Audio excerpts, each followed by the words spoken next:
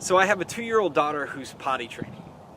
She did great for the first 2 days, and then the third day she was in the living room by herself watching TV, and my wife and I were in the kitchen, and my wife yells, "Sweetheart, do you have to go to the bathroom?"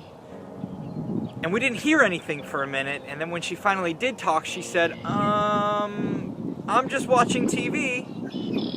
So I told my wife I'll go check it out. So I go and I walk into the living room, and I sit down next to her, and I look at her, and I find out that she had an accident. And I asked her, I said, well, why didn't you tell us you had to go potty? And she said, well, I wanted to finish watching TV. I wanted to finish watching my show.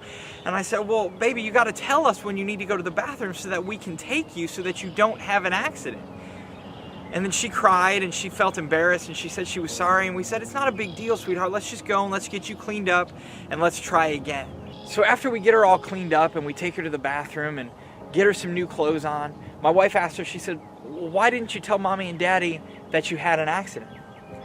And she told us, she said, I didn't want you to be mad at me. And I feel like it's that way with God sometimes.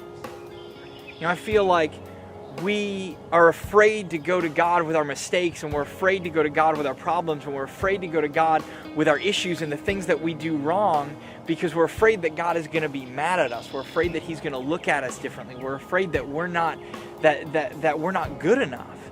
And it's not that way at all. You know, God came here so that we could experience freedom and so that we could have a life where we can make our mistakes and we can live and we can not feel condemned, but that we can always go to God and trust that He will always be there to help us when we have problems and to help us through our issues and to help us through tough times.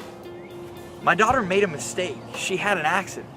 But then instead of coming to us and saying, hey, this is what happened, I'm sorry, let's make this right, she just kind of hid it, and she decided to try to forget about it, and she just kind of sat there in her own mistake and didn't want to talk about it, didn't want to mention it. And we do the same thing when we have issues and we have problems, when we do things that we know that we're not supposed to do, and we look at our life and we say, you know, how did I get myself into this mess? We don't run to God, we run away from God. We don't run to God to tell Him what's going on and to ask Him to help us to fix our problems and our mistakes, but we run away because we're embarrassed or because we're ashamed. And it doesn't need to be that way.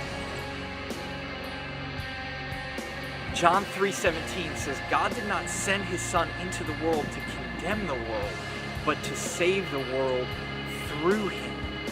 Something happens when you realize you're free from condemnation. You're free to live your life. You're free to love God. You're free to bring your problems and your issues. In fact, God wants you to bring your problems and your issues and your mess and everything that you have going on in your life.